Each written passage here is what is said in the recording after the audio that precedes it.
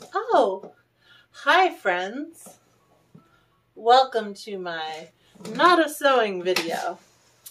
I'm your host, Emily, and I apologize for this horrible setup. If you watched last week's video, you know that near the end of my video, my circle light holdy phone thingy thing broke in the middle of filming. And I knew it was going to happen. I kind of had an inkling, but it broke. So, and I haven't gotten a new one yet because I'm still kind of looking into what I want. So, I have actually hung the broken circle light on the end of a tripod, and just like hanging there holding my phone, because I couldn't figure out a better setup for my phone right now. So that's why I'm way down here, because I'm sitting so you can actually see me, because the only way you could see me if I stood up. Oh no, where did my face go? I'm wearing my Halloween costume. This year I am a butterfly. I'm a beautiful butterfly. Yes, I feel very much like the caterpillar from Bug's Life. I am a beautiful butterfly. I got these cute little butterfly wings that attach to the ends of my fingers that make me happy. And the second they showed up from Amazon, I began to dance around my house. The butterfly head piece, I have actually had for quite some time and randomly like to wear. So I finally had an actual costume to wear them with. Not drinking tea today. Drinking Coke Zero because I'm super tired and very stressed, and I have not been sleeping well. I had a doctor's appointment. Now, if you watched my last video, you know I had a doctor's appointment, and I found out some distressing news about my health. And I'm about to say something right now that may be unpopular. I know some of the wordage that I use is, problematic to some people, and for that I apologize. But this is the wordage that I use for me and myself and my issues. So please, forgive me and listen or do not. But basically, I have gotten to that place where you gain enough weight that your body has hit a stage of unhealthiness where you start to develop various medical conditions that are brought on by your weight gain. Now, are there other contributing factors? Probably. But your weight gain is what triggers them, what brings them on. And I have reached that. So, the one that is scaring me the most that I am choosing to share with you is that I found out that I am pre-diabetic. And I have friends who are diabetic, and I know what a struggle that is for them and what they have to go through, and it scared me. It scared me a lot. People say, oh, that was my wake-up call. Well, I'm not gonna lie. Like a lot of plus size people, I have had many wake-up calls and then ended up not following through doing anything because of them. But this wake-up call is a little different because it could lead to a major health condition. So, my doctor said to schedule an appointment in a week with her to go over what pre-diabetic means and what I can do. So I have basically been a ball of stress and crying and not eating all week, because every time I go to eat, I think to myself, I don't know if this is okay.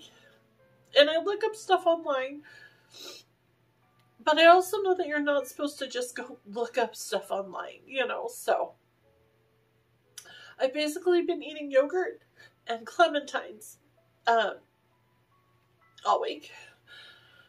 And it's really stressful, but I talked to my doctor on Friday, and then hopefully she's also getting me in touch with a nutritionist and some other things, and hopefully I'm going to get on the right track. I also know that because my husband lives the same lifestyle as me, and it's crazy, I know that the two main contributors to diabetes are sugars and carbs. Now, I, believe it or not, am not a sugar person. Over the past couple of years, I've actually kind of lost my taste for sugar. I can't eat a lot of it. I don't crave it. It's not a huge thing for me. But I am a carb person. I love my pastas. I love my potatoes. I love my rice. I love my bread. I love my carbs. My hubby, well, he loves his carbs too, but he is a sweets person. So I want him to go get checked out as well. And even if he is not where I am, he has got to be on his way because of his lifestyle. Now, I do want to point out that prediabetes, diabetes doesn't necessarily always have to do with your weight. My mother, when I told her, told me that last year she was pre-diabetic. And she actually gave me some hope, because once you're diabetic pretty much the rest of your life. Pre-diabetes, you can get out of. You can make lifestyle changes and move away from being diabetic. So there's still hope to avoid having diabetes in your life. My mom is this tiny, petite, just tiny little person. I think she wears like a size 4 maybe. I mean, she is tiny little woman. I mean, she is physically my opposite. I mean, just the most adorable little woman ever. And she has been making meals on the food pyramid my entire life. So, you know, healthy, well-rounded meals where there's like a main dish and there's veggies and there's a salad and there's a bread, you know, type of thing. But she loves dessert. So that's what put her into pre-diabetes. So it's not always weight related, but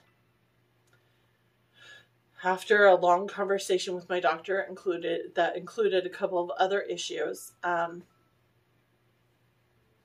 the thing that all of these issues have in common is my weight. So I need to look at some lifestyle changes. It's kind of rough, but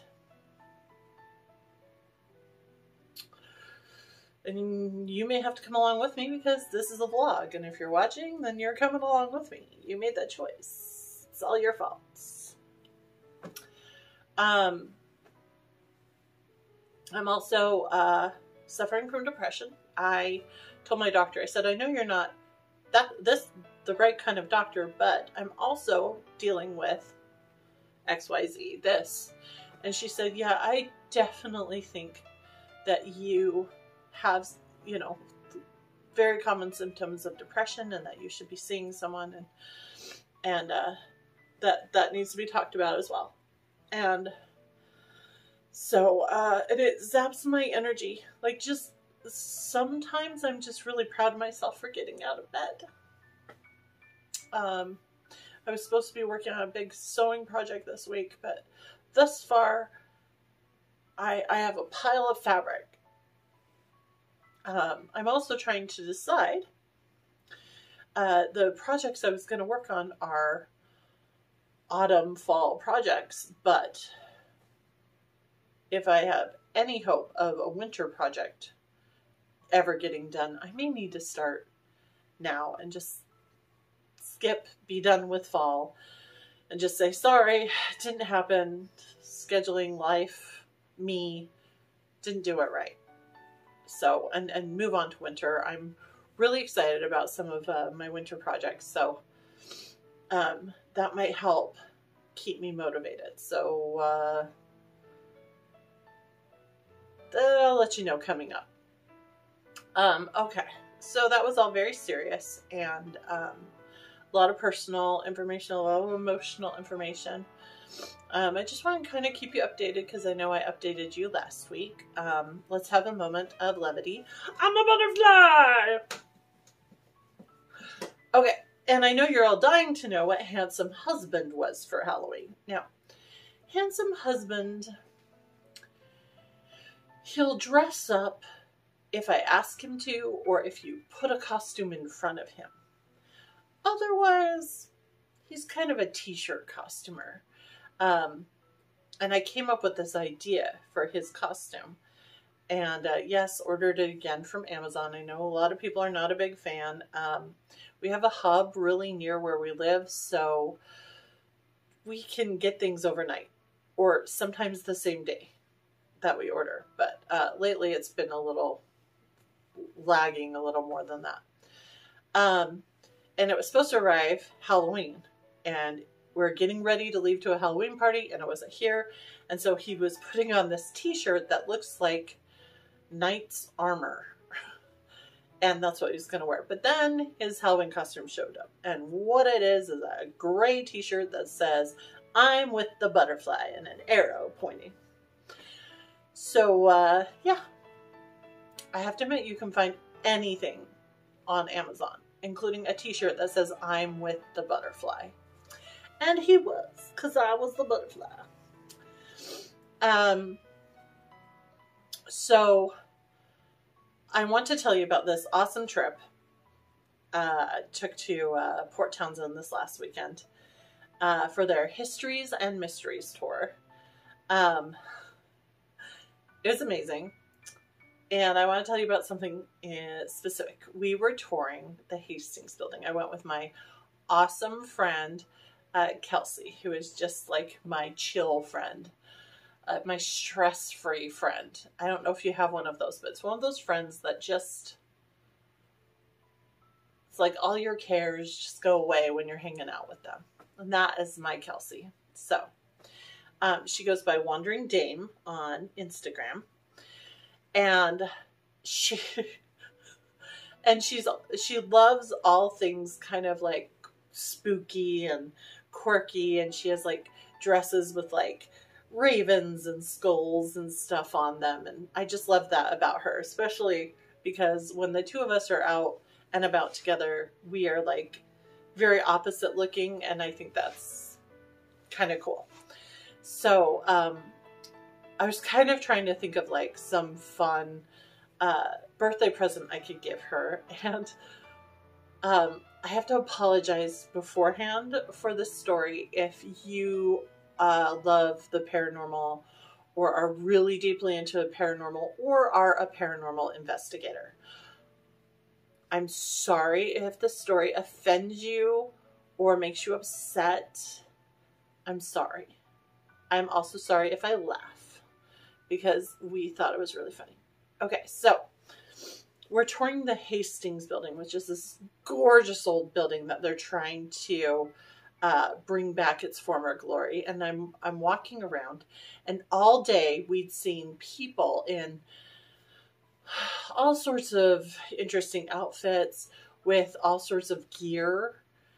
And they're all, we realized they're all these like paranormal people, these paranormal investigator type people, because some of the activities that we didn't go on were paranormal investigations of like an old lighthouse and the Manresa Castle Hotel and a couple of other places.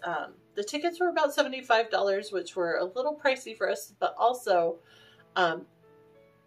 we kind of wanted to do the more history side of things and less the paranormal side. But with the history, they still included some of the kind of spooky stories with each of the buildings. So we noticed as we're with this group touring the Hastings building, this man and woman with their gear. The guy had like a microphone box that has like a speaker that, if I remember correctly from what little I know of paranormal investigations, it like scans radio waves and allows ghosts to use them to speak to you. And the lady had an instrument that marks, oh, I can't remember what they're called, some kind of waves. And it goes from red lights to yellow to orange to red. You know, so it like senses these waves in the air, or pockets of stuff in there. So I'm looking at them and get this idea in my head. I'm in one of the side bedrooms, taking some pictures out the window, getting some lovely pictures of the street. And Kelsey said, oh, I'm going to go back out with the group. And I was like, okay. She goes off down the hall, and I hear people over in the other bedroom leave and go off down the hall. And so I'm completely alone in this like wing area of the house. And I'm like,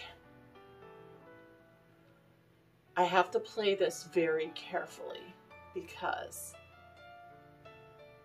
they'll know if I'm missing, you know, that if I'm not careful. So I waited a minute or two, and then I walked swiftly down the hallway, poked my head around the corner, looked around kind of frantically, saw Kelsey, and just made a beeline for her, keeping the couple kind of, you know, in my side vision, but not looking at them, looking like straight at Kelsey. And I went up to her and was like, Kelsey, where did you go? I was all alone in that room. I didn't notice I was all alone until all of a sudden it just got really cold. Like where I was standing, it just got really, really cold. Like so cold. I swear it was colder than it was outside. And I looked around and I figured maybe it had gotten so cold because everyone left. And then I realized I was over there all by myself. And I started getting this weird panicky feeling, and I don't know. I needed to come find you. Here you are. I wish I'd just known you were leaving. And Kelsey's looking at me with this like, I totally told you I was leaving. What's going on? You know, type of look on her face. And I said, oh, never mind. It doesn't matter. What did I miss? What are they saying? What's going on? Oh, this is pretty, you know. And, you know, just kind of kitty corner of my eye, I see this couple just staring at us like, oh, you know, whispering to each other. And then the guy comes over to me. He's like, excuse me, sorry to interrupt. I'm sorry, I overheard you talking to your friend and you got really cold in the room. Which room was that? And I put on the total, you know, I have no idea why you'd be asking this of me face, and went, oh, it was down the side hall, and then the room on the right. I was just to the left in front of the windows, but not directly, kind of off a few feet or so. Is that what you wanted? And he was like, yeah, thanks. And they just took off. And I turn around and I'm looking at Kelsey like this. And she's like, what's going on? I'm like, shh, shh, shh. And waited another few seconds to make sure they were gone around the corner. And I was like, Kelsey, I am totally messing with them. She's like, what? I said, I am totally messing with them. And she's like, and then her eyes get big. She's all, oh. And I said, happy birthday. She's like, we're messing with paranormalists. Oh. And it's so funny. We're walking around a few minutes later. He comes back and asks me if I'd be willing to physically go show him where I was standing. And I'm just, you know, butter wouldn't melt in my mouth. Look, just like, oh, yeah, okay.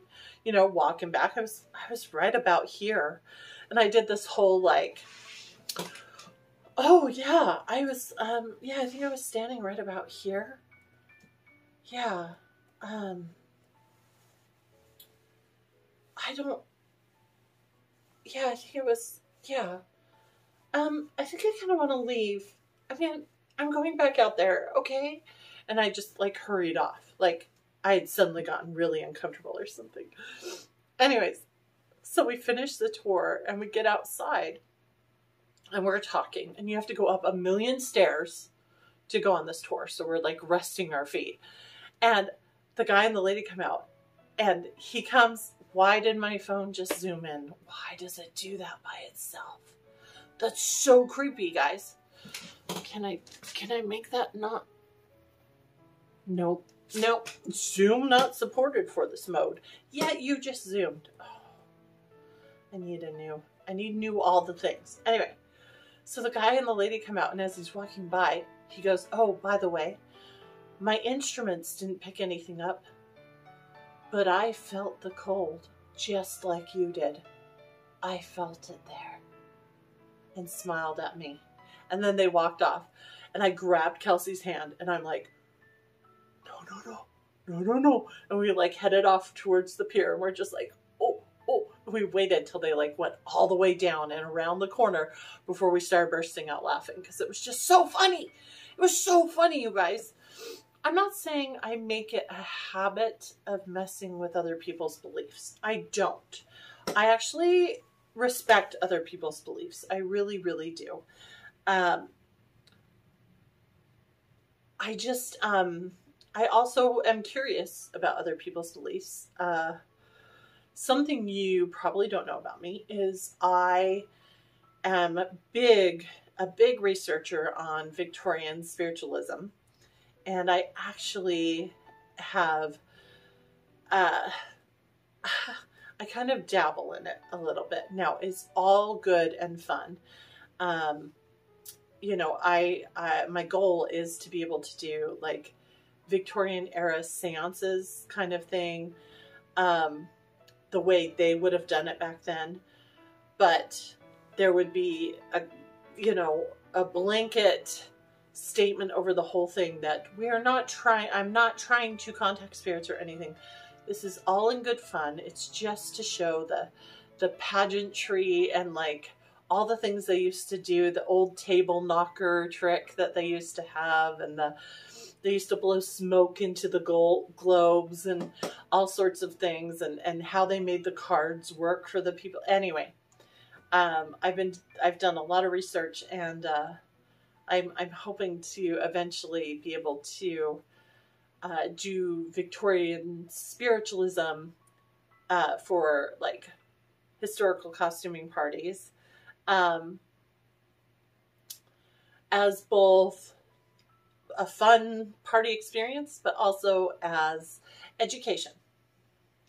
Anyway, so I have some knowledge and I have respect, but I also always wonder. So to tell him I felt this cold and blah, blah, blah, blah, blah, also tells me that some people are just very susceptible to suggestion. Anyway, that's my story. I don't know if you'll think it's funny or not. We thought it was pretty funny. I will tell you, though, that later that night in the historical Water Street Hotel, now the Monarch Hotel, on our second floor room, where you have to go down the hall to the bathroom and back, where I had brought these fake candles to spread around the room and whatnot. Every creak and every little noise and oh my goodness. After a day of paranormal stories, I was a believer. I mean, I was so sure I was going to wake up to something. I was having trouble sleeping, and I woke up in the middle of the night and had to go to the bathroom. Like my worst nightmare. So it's like, I don't know, 2:30 in the morning. I have to leave our room and go down like, I don't know, 40 feet or something down the hall to the bathroom. Now, not all the rooms are like this. There's just a handful of rooms. And because I booked so late, I ended up with one of them that that don't have an attached, like a included bathroom, because it's an old hotel. And then as I'm leaving the bathroom, I thought I heard a noise in the hallway. And because I'm obviously a stupid girl in a horror film, I peeked around the corner and the hotel is just empty and silent. And the third floor up the stairs is completely dark. And I just booked it back to our room thinking something is behind me. It's going to follow me into the room. Oh my goodness. Anyway, it was an awesome weekend. Port Townsend has got to be one of my most favorite places to go to. It is beautiful no matter the season. It has the most beautiful buildings, has the friendliest people, amazing places to eat as long as you want to eat before 8 p.m. Amazing little shops, a lot of local places. We went to the farmer's market and they had these handmade pies, like savory pies. Oh, it was amazing. I cannot wait to go back. It is my happy place. Not a lot of costuming talk this video. I do apologize. My current project, I'm gonna go get it.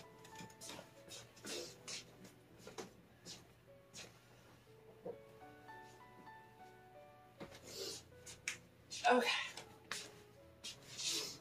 I also took my wings off my fingers. So I have two current projects.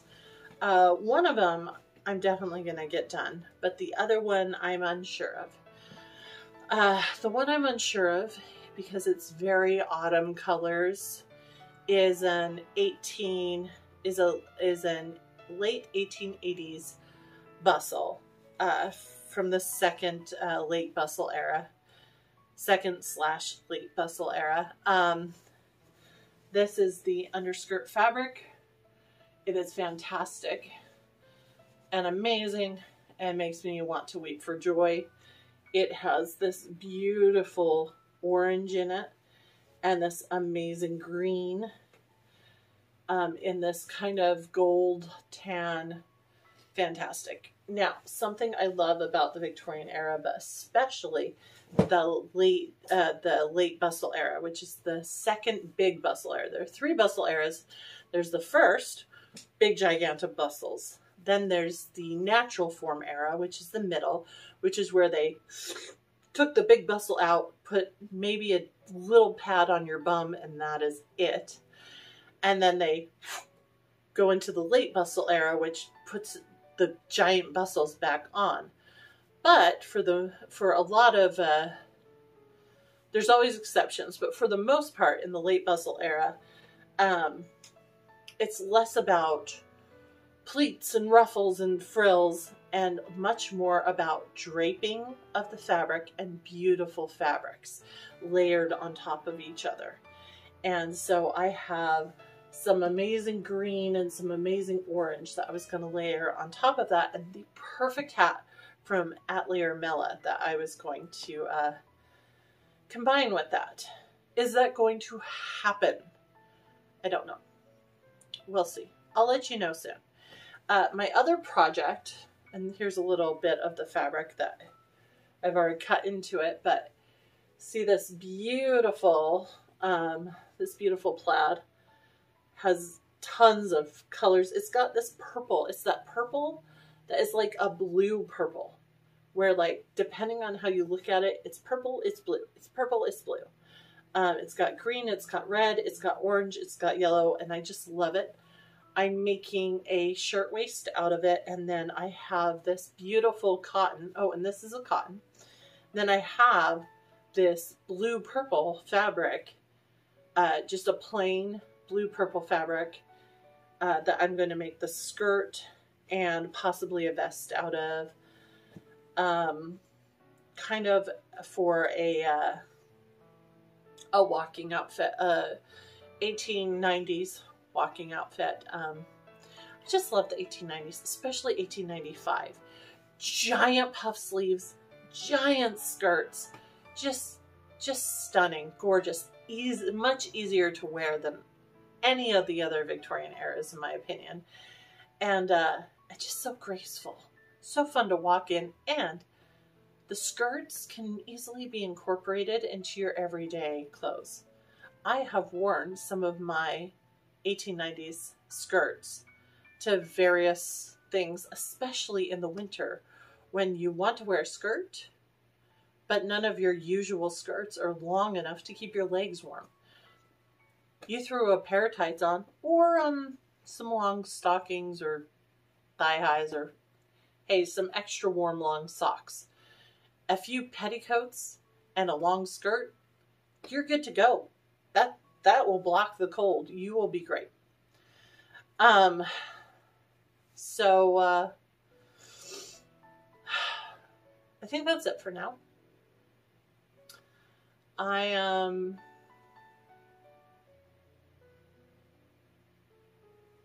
wondering how you feel about me going live. I don't know. I think I'd like to try it once. Thoughts? What are you working on? Should I finish autumn, or should I just jump to winter? I have some awesome ideas for winter, especially one project that is swiftly becoming near and dear to my heart. And again, thank you all for your comments. Thank you for caring. Thank you for just letting me know that you're out there and that you relate to me. That is what I love most, is when people say, oh, that's so me, or oh, I relate to that so much, or I felt you when you said this. I mean, those comments just, like, yes, see, we're all together. It's the whole reason I went on Instagram. It's the whole reason I started these videos. I wanted to feel connected to a community of like-minded people. So I think I'm getting there. I think I'm there. I think we're there. We're there, my friends. Me and you. We're there. Okay. Lots of love. Lots of hugs. And see you soon.